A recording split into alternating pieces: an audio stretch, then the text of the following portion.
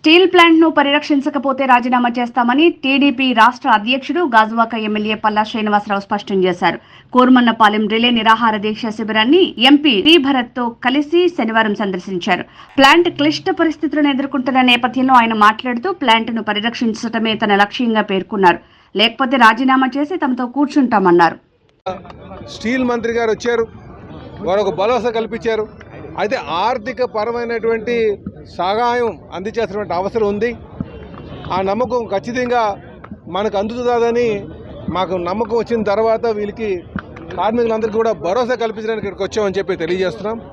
అలాగే ఒకవేళ ప్లాంట్కి ఏమైనా అవుతే ఏంటి పరిస్థితి అనే ప్రశ్న కూడా వచ్చింది చాలామంది దగ్గర నుంచి. మేము చెప్పాం, ప్లాంట్కి ఏమైనా మూతపడే పరిస్థితి వచ్చిందంటే ఖచ్చితంగా రిజైన్ చేసి మీతోనే మేము పోరాటం చేస్తామని చెప్పి మీతోనే కూర్చొని ఈ పోరాటాన్ని ముందు నడిపిస్తామని కూడా చెప్పడం జరిగింది. కానీ మాకు మా ముఖ్యమంత్రి గారి మీద, మా కేంద్రంలో ఉన్నటువంటి మా ఎంపీ గారి మీద, వీళ్ళందరూ మీద మాకు నమ్మకం ఉంది.